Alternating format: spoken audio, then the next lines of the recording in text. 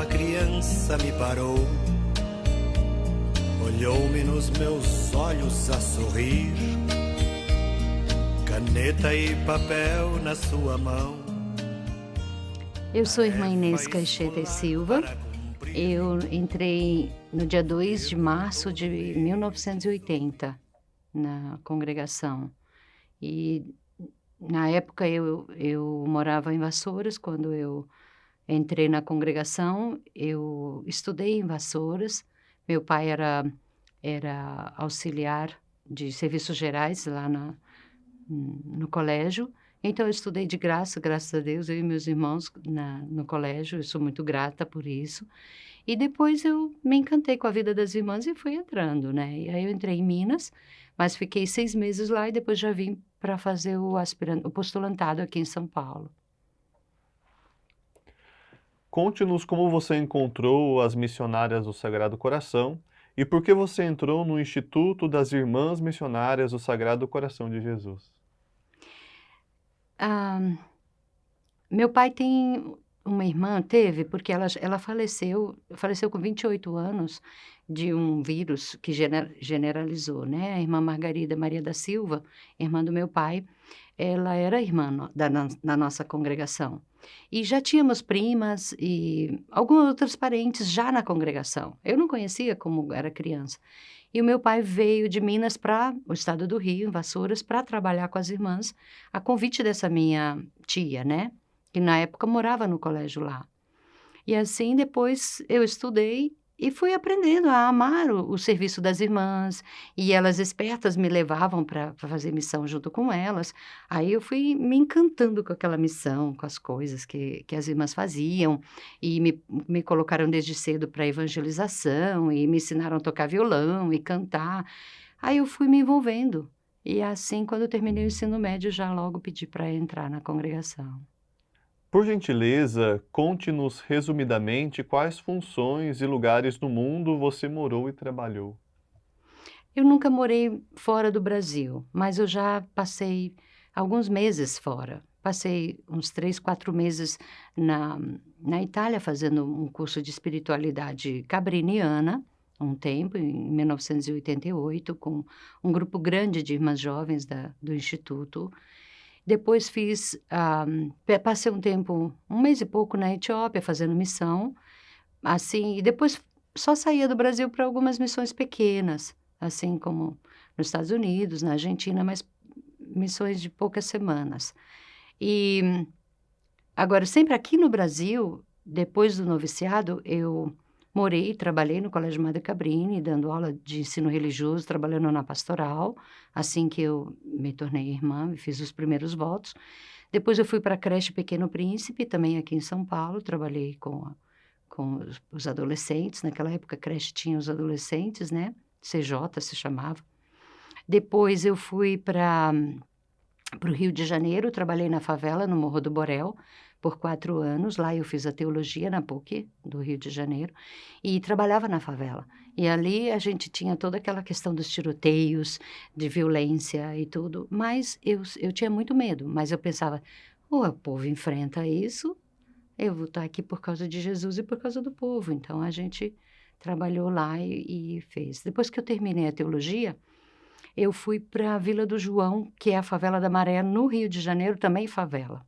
E ali a gente morava, trabalhava e eu assumi a coordenação da paróquia, como vigária mesmo, né? Tinha um padre de uma paróquia vizinha que vinha celebrar os domingos, mas eu fazia a celebração durante a semana, coordenava toda a pastoral, até que a gente pediu para a diocese um padre para poder estar assumindo a paróquia, né? Mas por 4 anos eu assumi a paróquia lá com uma comunidade lá na favela, e essa comunidade passou a ser uma casa de formação, um noviciado. Aí eu ajudava também a irmã Albertina, que era a mestra de noviças, eu assumi junto com ela. Aí eu saí de lá, vim para o São Paulo, me pediram para fazer a escola de formadores, eu vim para São Paulo, aí eu fiz a escola de formadores e me pediram para assumir o aspirantado. Aí eu comecei a trabalhar na formação. Em 1987, eu comecei a assumir a formação E depois disso, nunca mais parei, né, na formação. E então, eu tô sempre trabalhando na formação, seja com junioristas, com aspirantes, com postulantes. Eh, com as noviças, eu comecei a trabalhar. Mas, assim, quando eu comecei, que fui nomeada para assumir o noviciado, a irmã Betina ia mudar de missão, aí detectei um câncer na medula óssea. E aí eu fui fazer o tratamento e tudo. Graças a Deus eu fiquei curada, né, estou só na parte de controle. Mas voltando, depois da Vila do João, me mandaram para Teresina. Morei no Piauí, em Teresina, por 5 anos, também com o postulantado. Ainda trabalhava na missão, na inserção, mas com as postulantes. De lá eu fui para Oeiras, no Piauí ainda, que é o interior, e morei mais 4 anos ainda com as postulantes. Onde eu ia, as postulantes iam junto, sabe? Aí depois eu fui nomeada para assumir o noviciado, mas aí percebi que eu estava doente. E aí comecei a fazer um tratamento e tive que deixar tudo isso de 2012 a 2006. Fiquei por conta do meu tratamento. Aí depois, a hora que eu fui retomando, devagar me pediram que assumisse a pastoral vocacional. Agora já assumi as postulantes de novo, as junioristas de novo. Então, acho que a gente vai assim, aquilo que a gente vai se doando mais, vai se profissionalizando, a pessoa vai colocando a gente, né, para trabalhar. Mas eu nunca deixei de trabalhar na inserção. Inserção que eu falo assim, no meio popular, com os pobres, onde eu moro hoje,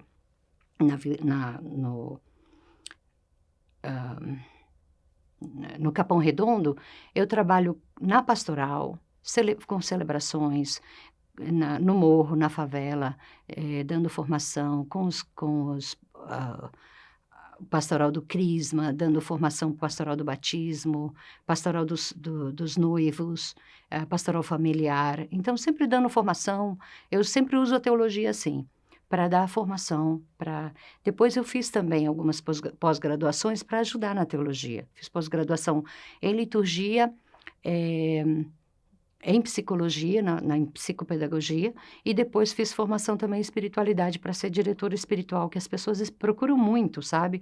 Para conversar, para uma direção espiritual mesmo na própria vida. Então, eu faço esse tipo de trabalho também, graças a Deus. Quando você entrou no Instituto, o que você sabia do carisma de Madre Cabrini? Como eu era aluna, ex-aluna do colégio, eu fui aprendendo a amar a Madre Cabrini. Eu conheci a Madre Cabrini. Santa Cabrini, para mim, ela foi me cativando desde que eu era criança. Como aconteceu? As irmãs levavam a gente na capela, no mês de novembro, para fazer a novena de Santa Cabrini, antes do dia 13 de novembro, que é o dia dela, né? Que a gente celebrava na escola, sempre o 13 de novembro, porque 22 de novembro, que é o dia que a igreja instituiu como dia de Santa Francisca Cabrini, porque ela faleceu dia 22 de dezembro, é o dia dela, né? Na igreja, é o dia de Santa Francisca Cabrini. Mas o dia 13 de novembro é o dia da beatificação. Então, o que aconteceu? 22 de dezembro já é férias, então as escolas sempre celebram 13 de novembro. Então, a gente fazia a novena. E eu pedia para passar de ano, porque o meu pai dizia assim, se todo mundo passar de ano, nós vamos passear lá em Minas Gerais. Aí se todo mundo passar de ano, eu sou a mais velha de 7. E eu ficava rezando para todo mundo passar de ano. E eu ficava ajudando, você precisa de ajuda na prova? Você precisa. E ficava ajudando meus irmãos para todo mundo passar de ano. E eu pedia isso a Santa Cabrini, para todo mundo passar de ano, para a gente ir passear na casa dos meus tios, dos meus avós. E acontecia que dava certo, todo mundo passava e a gente ia passear. E isso dava uma alegria tão grande, e a gratidão a Santa Cabrini foi aumentando dentro de mim. E começou assim. Aí depois, com a missão, o convívio com as irmãs e tudo, eu optei por ser missionária. Tinha lá em Vassouras, mais 2 congregações. E parece que elas viam em mim qualquer coisa de ser consagrada e me convidavam.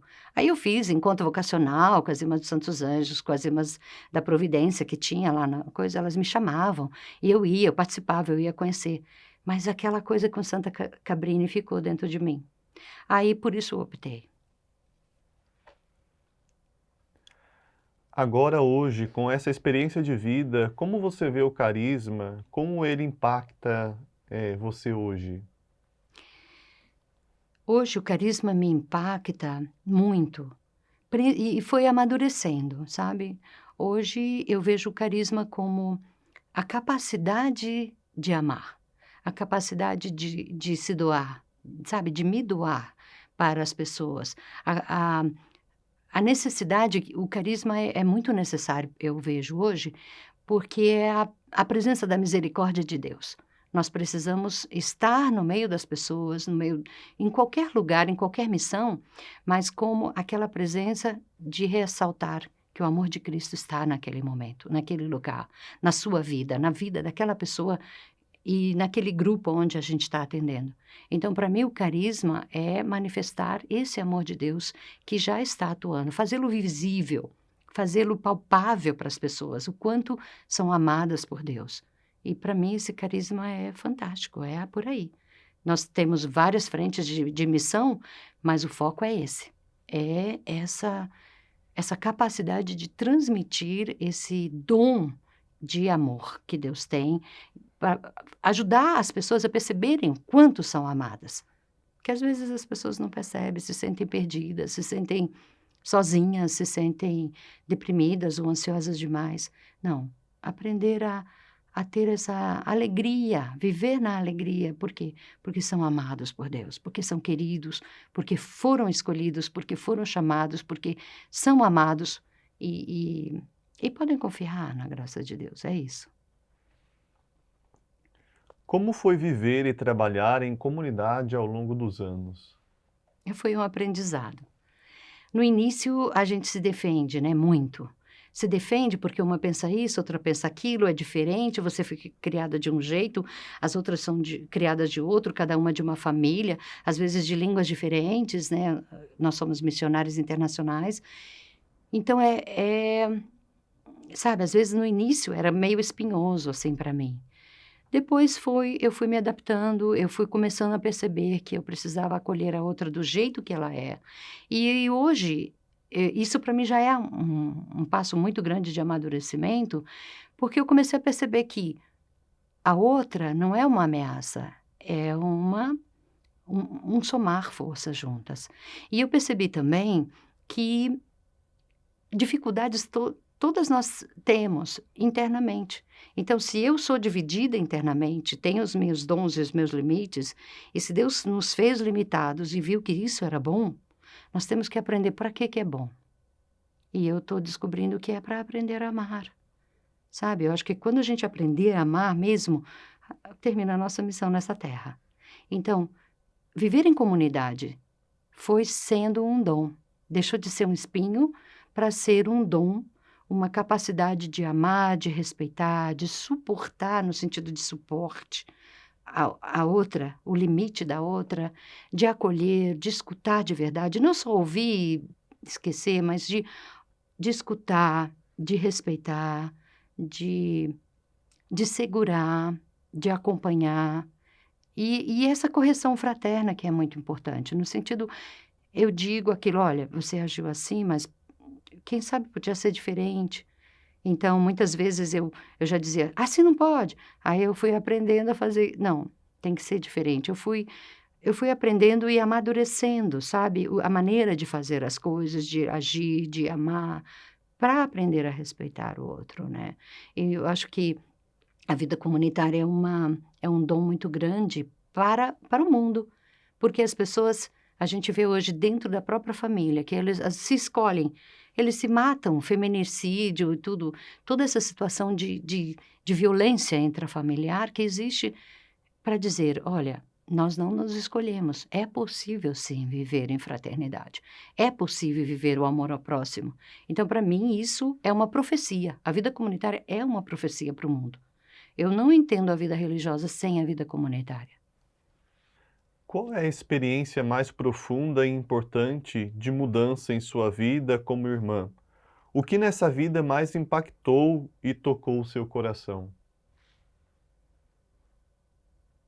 Algumas coisas muito fortes. Acho que a primeira coisa mais forte que me impactou assim foi quando eu estava morando na Vila do João E o cheiro da maré era tão forte que me doía a cabeça todo dia. A primeira semana que eu morei ali, eu chorava de dor de cabeça por causa do cheiro da maré, daquela poluição da Baía de Guanabara, muito forte. Aí até eu começar a pensar, mas as pessoas não moram aqui? As pessoas não vivem aqui? Então, elas têm que suportar isso, porque não tem para onde ir, e eu tenho que trabalhar com essas pessoas, então eu também vou. E parou de doer a cabeça, parou de doer. Outra coisa que me impactou também muito fortemente ali na Vila do João foi quando os bandidos invadiram o nosso terraço e queriam guardar as armas, assim, na parte de cima do telhado. E aí de madrugada, tinha uma irmã que tinha problema de coração e morava conosco ali na Maré. E eu subi, eu não pensei duas vezes, de madrugada, eu levantei, fui lá e falei... Aí o cara me apontou a arma assim e falou... A hora que ele viu que era uma mulher, ele fez assim para mim, eu abaixei, fui baixando, conversei com ele, falei, olha, não vai dar, aqui é um convento, vocês não podem guardar arma aqui, isso vai repercutir na igreja. Fui conversando com ele falou, espera o chefe subir aí, depois você conversa com ele. Aí subiram meia dúzia de homens, todos armados ali. Conversei com eles e pedi para eles tirarem aquelas armas dali, porque não ia dar certo, e a igreja ia intervir também, se eles estivessem ali. Sei lá, eu não sei de onde tirei tanta coisa. E eles, tá bom. Quando a gente vai descer, a senhora desamarra a corda e joga pra gente. Eu desamarrei, joguei. Imediatamente, eu caí de joelho, virei e caí de joelho. E eu comecei a rezar a Ave Maria, sem pensar. E eu senti, assim, eu abri um pouco o olho, como se eu visse a Nossa Senhora aqui, com a mão na minha cabeça. E eu fechei o olho e terminei de rezar. A hora que eu abri, eu já estava só. E parece que tinha 2 outras presenças junto dela. E ali eu comecei a perceber, nossa... Nós somos protegidos, nós não estamos sozinhos nesse mundo, nós não estamos, assim, por nossa própria conta. Deus cuida de nós. Isso me deu muita força missionária, sabe? De uma outra vez eu fui ameaçada de morte lá, por um bandido, porque eu não deixei ele levar o corpo para dentro da igreja para velar lá, porque tinha a associação de moradores do lado e ele não precisava velar dentro da nossa igreja. E ele queria. Aí ele pegou na arma e falou, você é sangue ruim. E eu já sabia que essa é uma linguagem do local. Se você é sangue ruim, eles põem na lista para matar. E aí meu cabelo começou a cair, eu comecei a ficar com medo, tudo, e rezando. E na época as pessoas me chamavam de Maria Moura, por causa daquele seriado que tinha da Maria Moura. Então eu comecei a rezar e tudo. Uma semana depois, mataram esse bandido. Eu, graças a Deus. Aí o pessoal ficou brincando comigo, irmã, graças a Deus. Aí eu falei, não, graças a Deus não, tadinho, vou rezar pela alma dele. Mas porque a minha ameaça já tinha sido, né? Então, eram muitos desafios, muitos desafios. Tipo, no Morro do Borel, subir o morro, aí ter que abandonar o carro no meio, sair, entrar na primeira porta, porque o tiroteio estava correndo, se você ficar no meio... podia pegar em você, e isso era constante. Então, outra coisa que impactou muito a minha vida foi o câncer, porque eu comecei a pensar, nossa, eu sou parte da humanidade, né? Eu não fiquei me perguntando, por que comigo? Por que eu? Não, eu sou parte da humanidade. Isso é parte de viver, e aí eu estava em Aparecida e estava rezando, e eu olhei para a imagem de Nossa Senhora e eu perguntei, o que vai ser de mim? Eu já ia fazer o 2º transplante em 2016, eu olhei para a imagem e falei, o que vai ser de mim, Nossa Senhora? E eu senti ela falando comigo, você vai ser curada, sabe? Tipo, fica tranquila. Então, eu tenho essa gratidão muito à Nossa Senhora, mas me impactou muito, me amadureceu muito, me fez ver a vida com um outro olhar depois do câncer.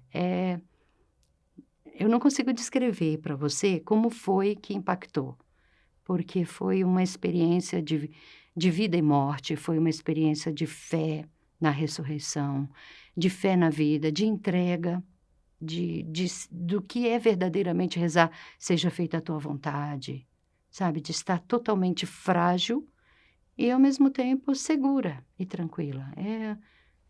Foi um dom na minha vida, um presente de Deus para eu entender o que é verdadeiramente viver e amar. como você descreveria sua missão atual? Minha missão atual eu descrevo como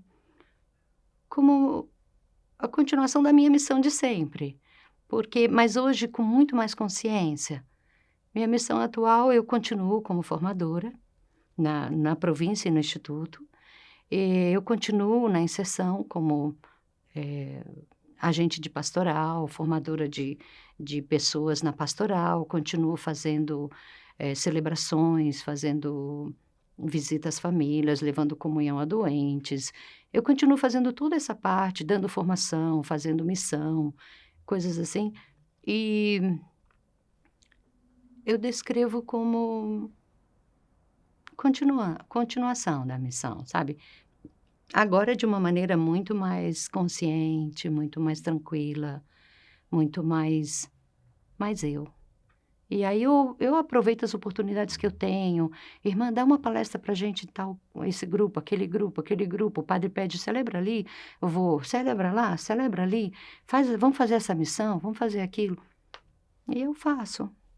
E eu estou feliz. E eu bolo coisa também, invento, e a gente faz, e é muito gostoso, e as irmãs participam, é muito gostoso.